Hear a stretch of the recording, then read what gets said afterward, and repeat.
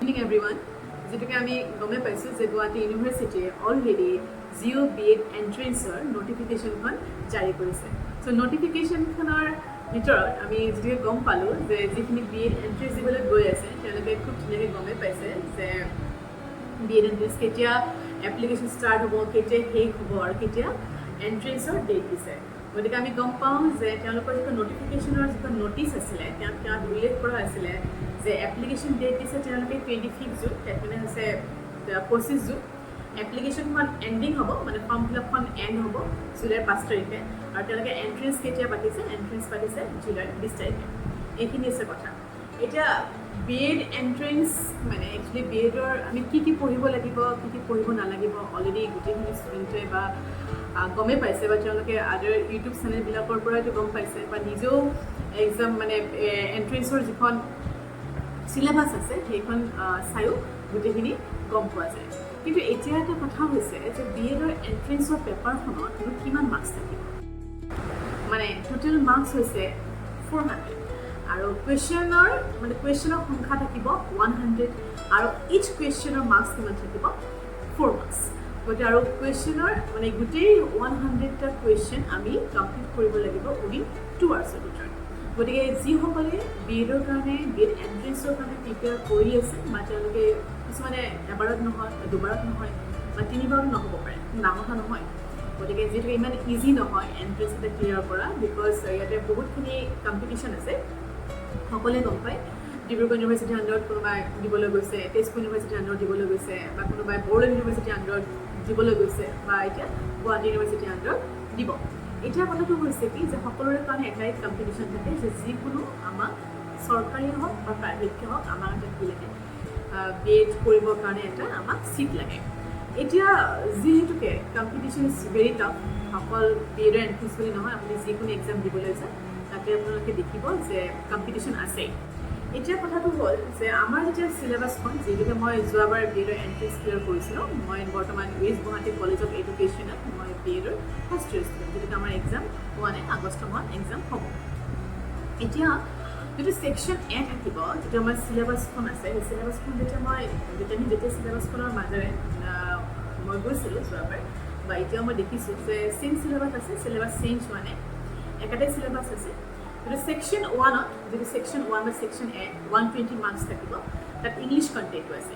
চ' English কণ্টেণ্টত যিটোকে যোনে ADAD দিছে, বা যিয়ে আদাৰ মানে কম্পিটিটিভ এক্সামবিলাক যিয়ে এটেম্প কৰিছে, বা যিখিনি ফ্ৰেচাৰ্ছ মিনছ যিয়ে ডিগ্ৰী কমপ্লিট কৰি এইবাৰ BEdৰ এণ্ট্ৰেন্স দিব, তেওঁলোকৰ কাৰণে কোনো বেলেগ বস্তু ইয়াত নাই। আমি অলৰেডি 10ত পঢ়ি অহা, আমি already HS first year second year ইংলিছত গ্ৰামাৰত পঢ়ি অহা, আৰু আমি ডিগ্ৰীটো যিটোকে ইংলিছ আমাৰ থাকে সেইটো আমি পঢ়িছোঁ। গতিকে ইয়াতে কি থাকিব, ভইচেছ থাকিব, নেৰেশ্যন থাকিব, তাৰপিছত প্ৰেপজিশ্যনছ থাকিব, কাৰেক্ট চেণ্টেঞ্চ থাকিব, আৰু 1 ৱৰ্ড ছাবষ্টিটিউশ্যন।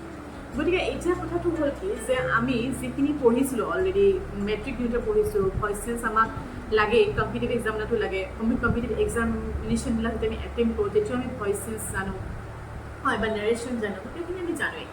এতিয়া কথাটো হ'ল কি যে গুৱাহাটী ইউনিভাৰ্চিটিত যেতিয়া BEd এণ্ট্ৰেন্স দিবলৈ যাব, তেতিয়া কিন্তু এটা কুৱেশ্যনৰ মাৰ্কছটো কিন্তু আপোনাৰ কাৰণে বহুত ভেলুৱেবল হয়। ডেট মিনছ এটা যদি কুৱেশ্যন আপোনালোকে ভুল কৰে, তেনেহ'লে আপোনাৰ যিটো এণ্ট্ৰেন্স লিষ্টৰ যিটো আপোনাৰ নাম থাকিব, আপোনাৰ চাগে নামটো বহুত হৈ যাব, কাৰণ আপোনাৰ নিচিনা মানে এক্সাম এটেম্প কৰা মানুহ বহুত আছে, ঠিক আছে। গতিকে ইংলিছৰ কাৰণে আপোনালোকে এখন কিতাপ আছে, এইখন হৈছে মই যিখন পঢ়িছিলোঁ, এইখন হৈছে SP বাক্সী। এই যিখন কিতাপ আছে SP বাক্সী, এইখন কিতাপ কিনি ল'ব যেতিয়ালৈকে এক্সাম মানে আপোনালোকৰ যিকোনো অকল BEdৰ এণ্ট্ৰেন্স বুলি নহয়, BEdৰ এণ্ট্ৰেন্সৰ পিছতো যেতিয়া আমি টেট দিব যাম, বা টেট এটেম্প কৰিম, বা ADAD দিম, বা আদাৰ যিবিলাক কম্পিটিটিভ এক্সাম থাকে, তেতিয়াহ'লে এইখন বুক আমাৰ খুব কামত আহে। মানে এবাৰ যদি পঢ়ি থৈ দিয়ে তেনেহ'লে কোনো প্ৰব্লেম নাই আৰু। মই এইখন পঢ়িছিলোঁ বাৰু, এখন বহুতবাৰ ৰিভিজন হৈছিলে এইখন পঢ়োঁতে। ইয়াতে 1 ৱৰ্ড ছাবষ্টিটিউশ্যন ভেৰি ইম্পৰ্টেঞ্চ হয়, 1 ৱৰ্ড ছাবষ্টিটিউশ্যন, চিননিমছ, এইখিনি বস্তু খুব কমন, মানে ইয়াৰ পৰাই ধুনীয়াকৈ কমন আহিছে। ভইচ আৰু নেৰেশ্যনখিনি ইয়াৰ পৰাই চাব পাৰিব, বা যিখিনি অলৰেডি পঢ়ি গ'ল তেওঁলোকে ইয়াৰ পৰা প্ৰেক্টিছ কৰিলে ধুনীয়াকৈ কমন পৰি যাব, কোনো প্ৰব্লেম নাই, ঠিক আছে। ইংলিছৰ কণ্টেণ্টৰ কাৰণে এইখনেই মানে আমি ভাবোঁ আৰু বেষ্ট, ঠিক আছে। নেক্সট আছে কি জেনেৰেল নলেজ, তাতো 120 মাৰ্কছ থাকিব। জেনেৰেল নলেজত কি আছে, Indian history. Indian history, Indian polity, general science and current affairs. So' Indian history কি কৰিব? ইণ্ডিয়ান হিষ্ট্ৰীৰ কাৰণে আপোনালোকে ইণ্ডিয়ান যিটোকে ইণ্ডিয়ান হিষ্ট্ৰী আপোনাৰ জানে এনচিয়েণ্ট, মেডিয়েবল এণ্ড মডাৰ্ণ। এনচিয়েণ্টৰখিনি জানে ইণ্ডাছ ভেলী চিভিলাইজেশ্যনৰ পৰা ষ্টাৰ্ট হৈছিলে, আৰু আপোনাৰ মেডিয়েবলটো জানে চাল্টানাট পিৰিয়ড, আফটাৰ ডেট মডাৰ্ণটো জানে ব্ৰিটিছাৰ্ছসকলৰ তেওঁলোকৰ যিটো ৰাজত্ব আছিলে। এতিয়া কথাটো হৈছে কি যে ইণ্ডিয়ান হিষ্ট্ৰীখিনি আপোনালোকে ক'ৰ পৰা চাব?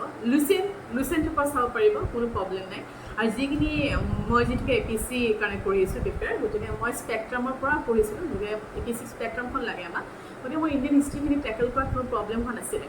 ঠিক আছে, এতিয়া আপোনালোকে যিটোকে খুব কম সময় আছে, ইউটিউবত ভিডিঅ' এভেইলেবল আছে ইণ্ডিয়ান হিষ্ট্ৰীৰ ওপৰত, যিটোকে তাৰ পৰা আপোনাৰ কনচেপ্ট ক্লিয়াৰ নহ'লেও আপুনি যদি MCQ চাই বা MCQ যদি মানে কৰি যায়, তেনেহ'লে তাৰ পৰা বহুতখিনি কমন আহি যাব।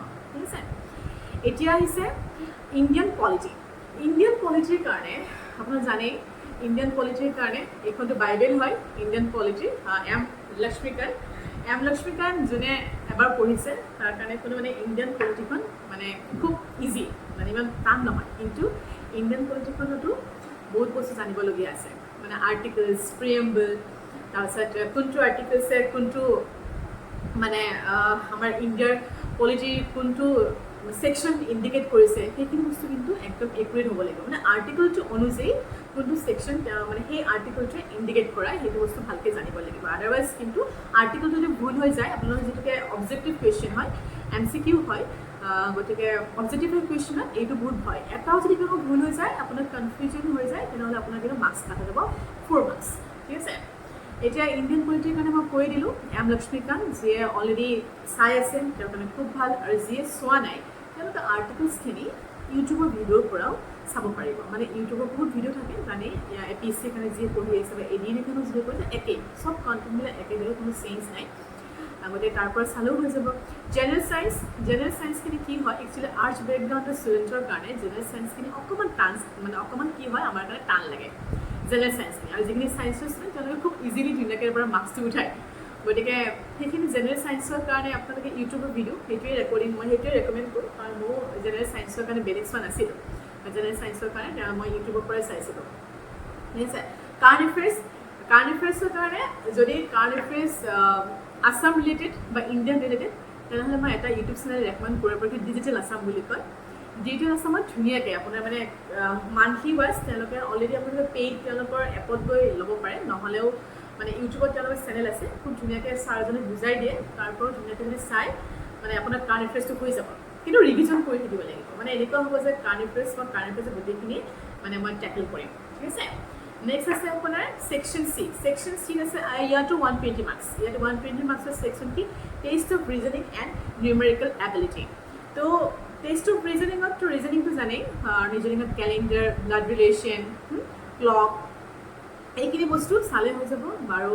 আৰু আকৌ প্ৰিভিয়াছ ইয়াৰ কুৱেশ্যনৰ পৰা চালে হ'ল, মানে কণ্টেণ্টটো পঢ়ি লৈছিলোঁ আৰিহান্তৰ এখন বুকৰ পৰা, বাকীখিনি মই প্ৰেক্টিছ ইউটিউবৰ পৰা কৰিছোঁ। মানে প্ৰেক্টিছটো ইউটিউবৰ পৰা কৰিলেও হয় বা আৰিহান্তৰ বুকৰ পৰা কৰিলেও হয়, কোনো মানে তেনেকুৱা ধৰা বন্ধা নিয়ম নাই যে ইয়াৰ পৰা কৰিব লাগিব। যদি এবাৰ কনচেপ্টটো জানে বা এবাৰ যদি কণ্টেণ্টটো ভালকৈ জানে, তেনেহ'লে আপোনালোকৰ মানে এক্সাম মানে বস্তুটো টেকল কৰাত কোনো প্ৰব্লেম নাই। চ' নিউমেৰিকেল এবিলিটি, তো নিউমেৰিকেল এবিলিটিত ইয়াতে জানে এইজ আহিব পাৰে, প্ৰফিট এণ্ড লছ আহিব পাৰে, বা তেওঁলোক আপোনাৰ পাৰ্চেণ্টেজ আহিব পাৰে, তাৰপাছত এইখিনি কণ্টেণ্ট, তাৰপাছত আপোনাৰ গতিকে এতিয়া কি হয় নিউমেৰিকেল এবিলিটিৰ ক্ষেত্ৰত কি আছে যে নিউমেৰিকেল এবিলিটি এনেকুৱা নহয় দেই, এনেকুৱা একচুৱেলি এণ্ট্ৰেন্সৰ এক্সাম পেপাৰখন এনেকুৱা নহয় যে মই যদি নিউমেৰিকেল এবিলিটিখিনি কৰিব নোৱাৰোঁ, মোৰ কিবা এণ্ট্ৰেন্সটো ক্লিয়াৰ নহ'ব নেকি? কিয় নহ'ব? এণ্ট্ৰেন্সটো আপোনাৰ খুব ধুনীয়াকৈ হৈ যাব। ময়ো নিউমেৰিকেল এবিলিটি ইমানখিনি কৰা নাছিলোঁ, 5টা নে 6টামানহে কৰিছিলোঁ, কিন্তু মই বাকীখিনি কণ্টেণ্ট খুব ধুনীয়াকৈ কৰিছিলোঁ। Current affairs, Indian history, Indian polity, বা আপোনাৰ ৰিজনিংখিনি বা ইংলিছখিনি খুব ধুনীয়াকৈ কৰিছোঁ, বিকজ মই অলৰেডি কনচেপ্টটো মানে ক্লিয়াৰ কৰি লৈছিলোঁ। ইংলিছখিনি, জেনেৰেল নলেজখিনি বা আপোনাৰ টেষ্ট অফ ৰিজনিংখিনি ধুনীয়াকৈ কৰিছোঁ। এতিয়া এইখিনি বাছ নিউমেৰিকেল এবিলিটিখিনি চাই ল'ব, ক'ৰ পৰা চাব লাগে নিজে নিজে গম পাই গৈছে, কাৰণ মেথামেটিক্সৰ বস্তু মই ইমানখিনি ক'ব নোৱাৰিম, গতিকে যিটো মই আৰ্টছ বেকগ্ৰাউণ্ডৰ হয়, তথাপিতো কণ্টেণ্টটো জানি ল'ব, কনচেপ্টটো জানি ল'ব, আদাৰ প্ৰেক্টিছখিনি ইউটিউবৰ পৰা হ'লেও কৰিব পাৰিব, বা আদাৰ যিবিলাক আমি যিটোকে অলৰেডি বহুত লিখকে গুৱাহাটী ইউনিভাৰ্চিটিৰ বা BEdৰ এণ্ট্ৰেন্সৰ ওপৰত বুক পাব্লিছ কৰিছে, অনলাইনো পাওঁ আমি আৰু অফলাইনো পাওঁ।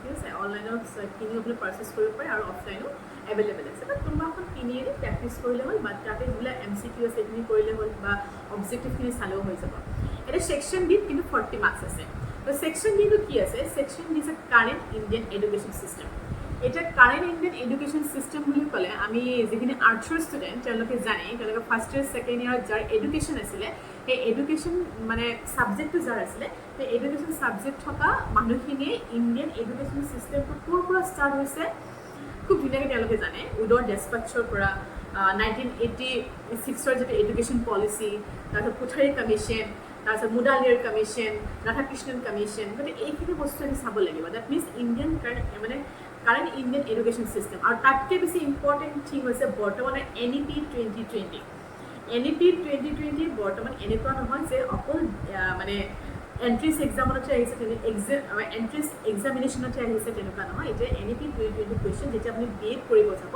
তাতো আপোনাক লাগিব আৰু আদাৰ আপোনাৰ এতিয়া কম্পিটিটিভ এক্সামবিলাকতো মানে NEP 2020 ওপৰত কুৱেশ্যন আহে কাৰণ এইখন মানে এখন আমাৰ এডুকেশ্যন 1986ৰ পিছত অহা এখন নতুন এডুকেশ্যন পলিচি আৰু যিটো হলিষ্টিক ডেভেলপমেণ্টৰ ওপৰত বহুতখিনি কথা কৈছে এতিয়া গোটেইখিনি কণ্টেণ্ট আলোচনা কৰাৰ উপৰিও আৰু কেইটামান আপুনি চাব পাৰে যেনেকৈ যোৱাবাৰ BEdৰ এণ্ট্ৰেন্সত কেইটামান কুৱেশ্যন খুব কমন থাকে এটা আছে সৰ্ব শিক্ষা অভিযানৰ ওপৰত এটা থাকে ৰাইট টু এডুকেশ্যনৰ ওপৰত এটা কুৱেশ্যন আছে ৰামছাৰ ওপৰত ৰাষ্ট্ৰীয় মাধ্যমিক শিক্ষা অভিযানৰ ওপৰত এই তিনিটা কণ্টেণ্টৰ ওপৰত কুৱেশ্যন কমন ঠিক আছে আৰু নতুন আমাৰ আসাম গভৰ্ণমেণ্টে এডুকেশ্যনৰ ওপৰত কি আছিলে ধৰি লওক প্ৰজ্ঞান ভাৰতী স্কিম কি হয় এই স্কিমখিনিও আহে কিন্তু মানে গভৰ্ণমেণ্টৰ স্কিমখিনি আসাম গভৰ্ণমেণ্টৰ স্কিমেই হওক বা ইণ্ডিয়ান গভৰ্ণমেণ্টৰ স্কিমেই হওক এই স্কিমখিনিৰ নামটো মানে চোৱাটো খুব ইম্পৰ্টেণ্ট মানে কি হয় যদি স্কিমখিনিৰ নামটো চাই থৈ দিওঁ তেতিয়া যেতিয়া এক্সামৰ কুৱেশ্যনটো আহে তেতিয়া মানে ভাবিব নালাগে তেতিয়া মানে কি হয় আমাৰ একচুৱেলি কি হয় কিছুমান বস্তু ফিক্স এতিয়া স্কিমৰ নামেই হওক বা আৰ্টিকলছে হওক বা কেতিয়াবা আমাৰ কোনোবা ৰজাৰ নামেই হওক এইবিলাক ফিক্স এইবিলাক আপুনি জানিবই লাগিব এইবিলাক বস্তু নাজানিলে আপুনি মানে এইবোৰ নাজানিলে আপোনাৰ মানে এক্সামটো ক্লিয়াৰ নহয় মানে আপুনি আমি কেতিয়াবা কি কৰোঁ এলিমিনেশ্যন টেকনিক কৰোঁ কিন্তু কিছুমান বস্তু এলিমিনেশ্যন টেকনিকেৰে নহয় এইটো আপোনাৰ নলেজ থাকিবই লাগিব গতিকে অভাৰঅল মই খুব মানে কি হ'ল ভিডিঅ'টো বনোৱাত দেৰিও হৈ গ'ল বাৰু যিয়ে কি নহওক মই কৈ দিলোঁ যে মানে কোন বস্তুত কি বেছি ইম্পৰ্টেণ্ট হয় আৰু এটা কথা দেই ইয়াতে কি হয় যে আপোনালোকে কেতিয়াও নাভাবিব যে মানে এইখিনি কম সময়ত যেন আমাৰ এণ্ট্ৰেন্সটো ক্লিয়াৰ হ'ব অবভিয়াছলি হ'ব ইমান মানে আপোনালোকে নাভাবিব বহুত টান বস্তু আৰু আমাৰ এইখিনি সময়ত মানে ক্লিয়াৰ নহ'ব খুব ধুনীয়াকৈ হৈ যাব ক্লিয়াৰ মাত্ৰ কি কৰিব লাগিব একুৰেটলি মানে কোনটো কণ্টেণ্টৰ বিপৰীতে কোনটো বস্তু পঢ়িব লাগে সেইটো কিন্তু জানিব লাগিব ঠিক আছে বহুত বস্তু পঢ়িলে আমাৰ ক্লিয়াৰ নহয় কোনো এক্সাম মই নিজে গম পাইছোঁ আৰু গতিকে আপোনালোকে